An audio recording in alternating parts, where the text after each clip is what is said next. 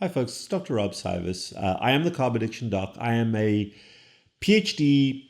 science-based physician, but I'm practicing in a clinical space. My colleague, Professor Dr. Ben BIKMAN, is a biochemist who does exactly what I do, except at a cellular level in a laboratory, whereas my petri dish is my patients. I know that sounds a little half. I don't experiment on my patients, but we observe and study and treat our patients just like he observes and studies and treats the cells in a petri dish. And Ben just did a wonderful biochemical lecture on uric acid. Look at our show notes. You'll see Ben's lecture over there.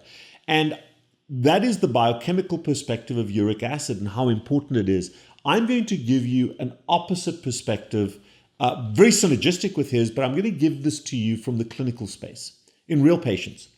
So one of the foundations of my practice when you come in to see me, we get to know you as a unique individual, but I will always order blood work. And it's extensive metabolic blood work because I want to get to know you as a human being, but also your biochemistry. Where are you on your metabolic journey? And uric acid is a quintessentially important molecule that tells us so much about you and your metabolism. And this current video that I'm doing right now, plus the very next one about protein, they're paired.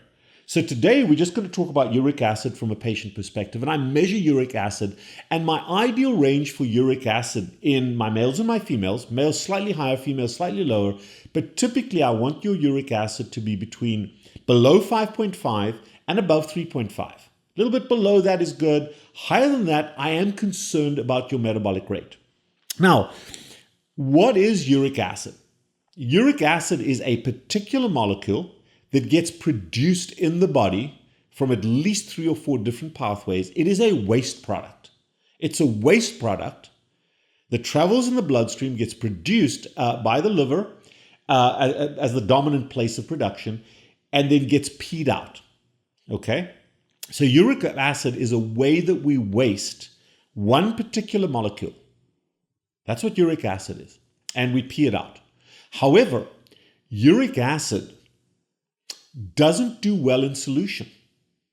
So if the concentration of uric acid is a little high, or if your body temperature is a little off, or your pH is a little bit off,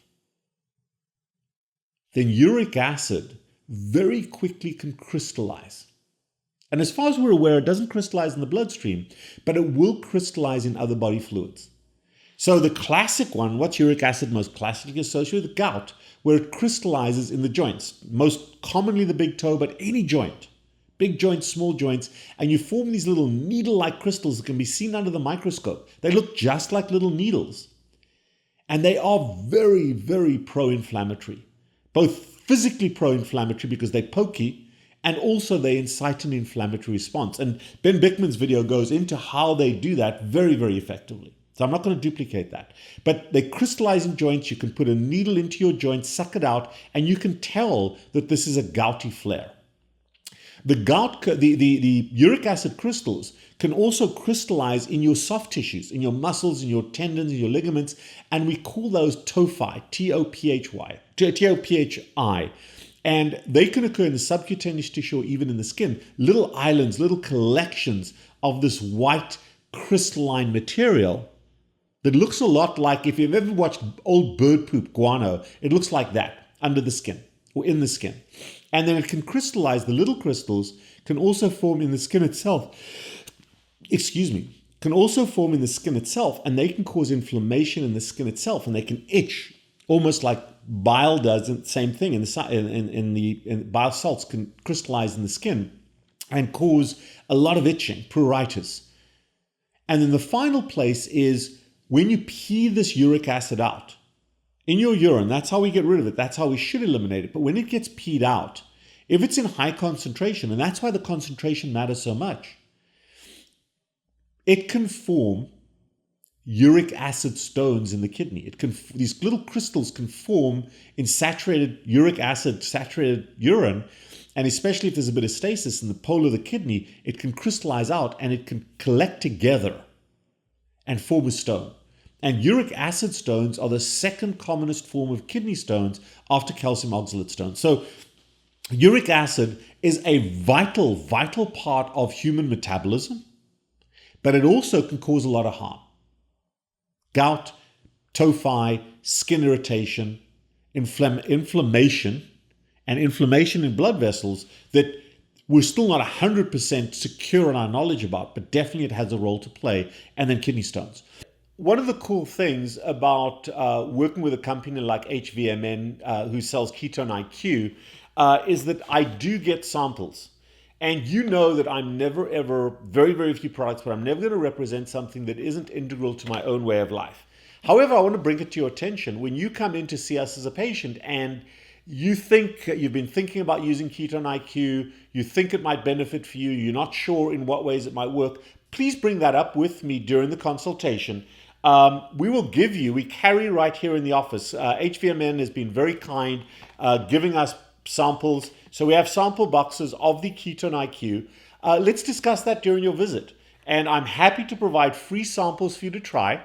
It may work, it may not work, but give us a shout. I certainly use these in my own life on a regular basis for various indications, and they just give me that bump, that boost. There may be a little bit of a placebo effect, I'm sure there is, but there's also a ketogenic effect that's measurable. Give me a shout, try it for yourself without spending a penny, and then you can decide whether or not you want to incorporate that in your path to metabolic health. So let's talk about why we have uric acid. And there are three important sources of uric acid. So what is uric acid? And evolutionarily, this is important to understand. So got my notes here, and this is knowledge that I have, but I just want to be certain about this. So in the human body, when you look at energy, or in any animal's body, be it a bacteria, be it a virus, be it a fish, be it a reptile, be it a bird, be it a mammal, in any animal, energy is contained in compounds of three molecules: carbon, hydrogen, and oxygen, CHO. And the energy, the ATP, is locked in those bonds between carbon, hydrogen, and oxygen. And if you look at the three commonest forms of energy that animals use, it's fat, fatty acids, it's glucose, fructose, galactose, carbohydrates, and it is protein, amino acids. And all three of those have a backbone containing energy called CHO, carbon, hydrogen, and oxygen. And there is one pathway that unlocks the energy, that separates the energy. So whether you've got fat, protein, or carbohydrates, they go into something called the Krebs cycle in mitochondria. And ketones, by the way, are a fat. They go into this Krebs cycle, or the tricarboxylic acid cycle, and they go through various steps controlled by enzymes, and they release energy in the form of ATP. And these carbon, hydrogen, and oxygen molecules get broken apart to release the energy in a controlled way. And on the back end, the waste product of protein, fat, and this is how beautiful the body is. Anybody can understand this. The waste products on the back end, so you've taken the energy, you've stored it as ATP, you've stored the energy. There's a variety of molecules, primarily ATP. And then the waste product, carbon, hydrogen, and oxygen, the Krebs cycle forms two molecules: carbon dioxide, CO2, and hydrogen oxide, H2O, water. So what do? We breathe out carbon dioxide in our lungs, and we pee out water. Isn't that simplistic? Isn't that a beautiful system? So what goes in is CHO, carbon, hydrogen, oxygen, trapping energy, and what comes out is water and oxygen. Water and carbon dioxide. That's how the body works. That's called respiration, energy provision. However, folks, there's one bad molecule. Well, it's bad. It's essential, but it's also bad. Occurs in the atmosphere. Okay? Commonest element in the atmosphere. Think about that, 70%. And it is attached only to proteins, to amino acids. So fat and glucose, CHO. Protein, CHON. The N, folks, is nitrogen. Nitrogen. And we have to, all animals have to waste that nitrogen,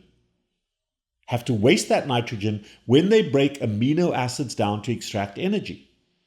And the Krebs cycle does that very well, but what it does is it creates something called ammonia, NH3, and that goes into something separate called the urea cycle. And in mammals, that's called the urea cycle, and in the urea cycle, you turn the ammonium into urea that gets excreted. Okay? BUN, when we measure that in your bloodstream, blood urea nitrogen, it's urea, which is a water-soluble form of nitrogen of ammonia that we pee out. Now, different animals deal with NH3 in a different way. Fish and mammalian animals, they just pee the ammonia out directly into the sea or into the water. So they excrete it directly. They don't have a cycle to process it. Okay? In birds and insects and some reptiles, the dominant form of nitrogen waste is through something called xanthines. And xanthines, with two enzymes, actually quite a few enzymes, gets turned into uric acid. So in some of the more primitive animals, your insects, your birds, and some of your reptiles, their primary nitrogen waste product is to convert that nitrogen to uric acid, and uric acid is a solid form of waste that comes out of their cloaca that gets pooped out.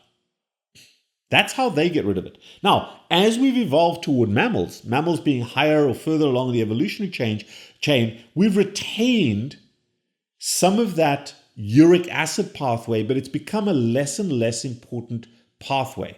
And in fact, primarily, it's been preserved not for protein waste primarily, but primarily for one other product and then surrogated for a different product.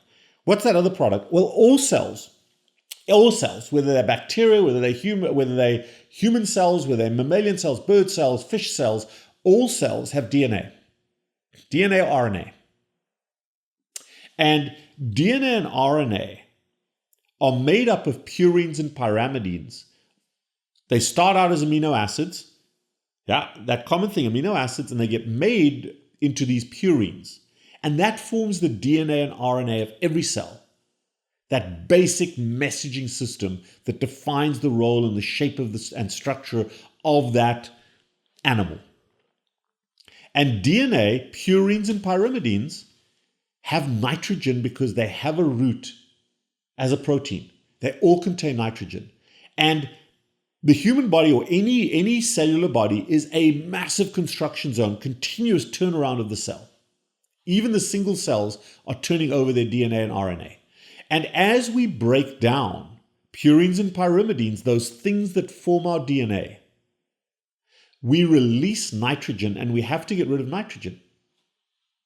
And nitrogen, through something called xanthine oxidase, gets broken down to xanthine, and then through a complex pathway, Ben goes into this, from xanthine, we produce uric acid. That is the primary reason why mammals have retained uric acid as a minor system of nitrogen waste. So when you read the textbooks, they talk about purine and pyrimidine removal. Now, here's the mistake that most physiology textbooks have made. They've made an assumption that, a correct assumption that all cells contain DNA, and when you break those DNA up, you're releasing purines and pyrimidines. You're releasing that nitrogen, and that is why uric acid levels go up, supposedly, when you eat red meat and fish. Because obviously red meat and fish, it's the flesh of animals, it's cells. It's animal cells, not plant cells. And all that DNA, all those purines have to be metabolized. And we produce uric acid. But that's false. That is categorically false. Because those cells are broken down in the intestine. And we don't absorb all the purines and pyrimidines from our steak or from our salmon. So that is a false statement. And yet all the physiology textbooks believe that, and they'll say that your gout comes from eating red meat, comes from drinking red wine, comes from drinking all of these purines and pyrimidines. And that is a false statement. How do I know that? Because I've got tons of carnivores, including myself, that we treat, and our uric acid levels go up a little bit and then they come way down.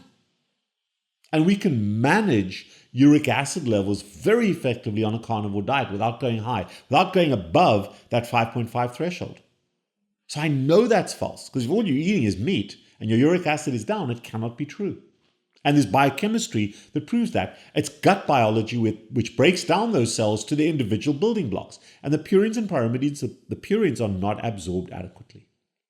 So the primary place where the purines come from is actually our own cellular turnover. We're breaking down our own cells, repairing them, replenishing them. We're breaking down our own cellular DNA, our own cellular RNA, and restoring it. And some of it's reused and some of it's wasted. That's why uric acid comes from purines. The second pathway, and the most dominant one, why does everybody have gout? Why does everybody have these massive uric acid levels? Why are uric acid levels in gout going through the roof? Not because we're eating more meat, we're actually eating way less. But there's another, and Ben does a brilliant discussion of this.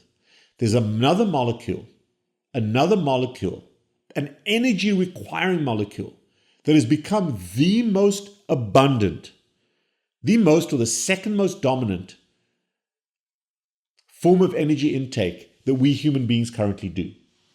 And that's a sugar called fructose. And in almost all the food that we eat, fructose and glucose are combined 1-to-1 to form sucrose. So all the manufactured foods, all those foods that we're eating are very high in fructose. All the fruit, all the grain products, very high in fructose. And fructose very rapidly enters the liver cells, where under an energy requiring process, fructose is trapped in the cell. Fructose is trapped in the cell, and in order to trap fructose in the cell and to begin phosphofructokinase is an enzyme that processes fructose. In order to do that, it requires energy. So up front, you're spending energy, which you don't do with glucose. So we are spending ADP, and ADP is being degraded to AMP, which is the release of energy. Remember the Krebs cycle, or the TCA cycle in the mitochondria, produces energy by energizing AMP to ATP. Now we're spending that ATP. That is a useless waste of energy. And that's called a futile cycle. That is why people that are eating a high carbohydrate diet, particularly a high fructose diet, waste so much more caloric energy, whereas you're much more energy conservative if you're eating meat and you're burning down fat. Just a little sidebar thing. It's called a futile cycle. So that completely negates the concept of calories in, calories out, because you don't know what the hell your calories are doing. And we're pissing away calories, we're wasting them. If ever you go past a refinery, you see that big flame shooting from a big tower, that's wasted energy. That's what fructose is doing in your cells. However, as fructose gets degraded by the liver, that fructose gets degraded, and through a molecules called xanthine oxidase. Long story, you can look at Ben's work, gets turned into xanthine and then into uric acid. So the largest cause of the rise of uric acid is not a nitrogen waste product primarily. It's fructose. And our fructose is just synergistically, consumption has gone through the roof. That's why we're fat, that's why we're sick. Primarily from those carbohydrates, especially fructose. And fructose is very poorly handled by the liver, and it gets converted to uric acid. So that is what's happening. So fructose takes ATP and releases AMP as a futile cycle, becomes xanthine, and then becomes uric acid. And that is why our uric acid levels are through the roof. And that is why we get gout and kidney stones from that uric acid. Then on top of that, fat's really bad for us, as you know. Everybody says fat's bad for us. If we do eat protein, if we eat lean protein, and we're not using that lean protein, those amino acids, so there's a third source. So we've got purines, we've got fructose, which is the dominant source, and then the third source, and this does happen in some carnivores who are eating lean protein. That's why I disagree completely with the protein sparing, modified fasting, Ted Naiman stuff. I'll call you out on this all day long, that lean protein is not the way to go. You want to protect your protein with fat. You want to be in ketosis. You want to be fat adapted. We'll go toe-to-toe biochemically anytime. However, amino acids, excess amino acids, when you've eaten too much lean protein, not protected by fat, those amino acids have to be processed. There's no store for amino acids. We make protein, but there is no store beyond that rate limiting step that is controlled by insulin. There's no store for amino acids in the human body. So we have to turn them to sugar and then to fat, which is gluconeogenesis, controlled by glucagon, or we have to waste them. And when we turn amino acids, remember that nitrogen component, we have to get rid of that nitrogen when we waste them. So we can produce blood urea nitrogen, BUN, and we can measure that. I'll come back. That is discussed in the next video after this. Very important, because that's how we determine whether somebody's eating too much or too little protein and too much or too little fat. Are you too lean? So we'll come back to how I analyze that. However, for the purposes of uric acid, in people who are not eating a lot of fructose, those amino acids, those excess amino acids, some of them go to BUN, blood urea nitrogen. Others go through a process controlled by something called xanthine dehydrogenase, and then through xanthine oxidase to uric acid. So if a carnivore has a very high uric acid level and they're not eating fructose, we know that's not coming from purines, which has been blamed for a long time. That's coming from the processing of more amino acids. Protein, you must eat your protein. Everyone's petrified of not eating enough protein on a carnivore diet when there's already a massive abundance of protein. So we eat all this excess protein, body has to waste it. It wastes it toward uric acid. Your uric acid levels go up. So I can look at uric acid as a protein waste pathway. So clinically, I will look at your uric acid, depending on your diet. If you're a high carbohydrate, insulin resistant person, it's coming from fructose. If you are a lean mass hyperresponder, or if you're eating a lot of lean protein without the protective fat, or overeating protein, and your uric acid levels are high, we can tell that. We can tell what the source is. And that's how I read your blood work and give you advice. Because you don't know that. I do. And that interpretation helps me to modify your diet. But the purine pyrimidine, that's relatively static. It's relatively static.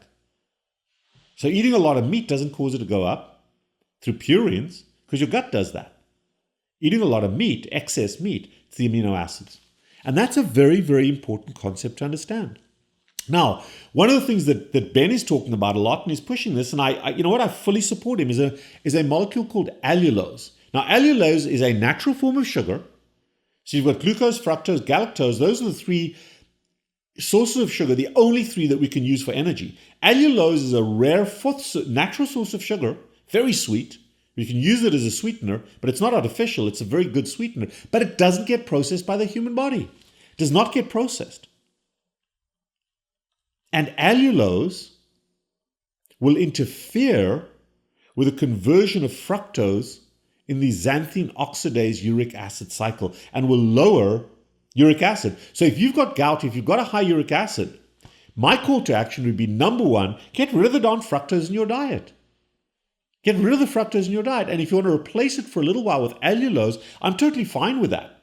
I wouldn't necessarily spend money on allulose, but it's perfectly healthy, perfectly fine. But it's better to make yourself metabolically healthy than you don't need allulose.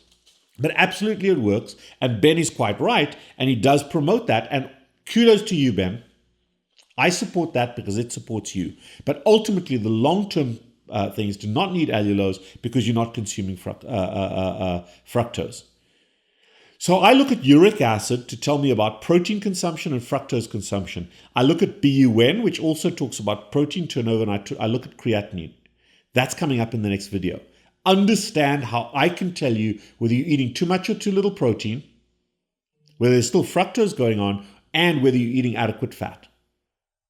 I'll break that down clinically for you in a little bit. But remember that we have two issues going on. We've got production and utilization for energy, and then we've got excretion, and the excretion pathway is essential. uric acid, creatinine, and BUN. Part 2 coming up.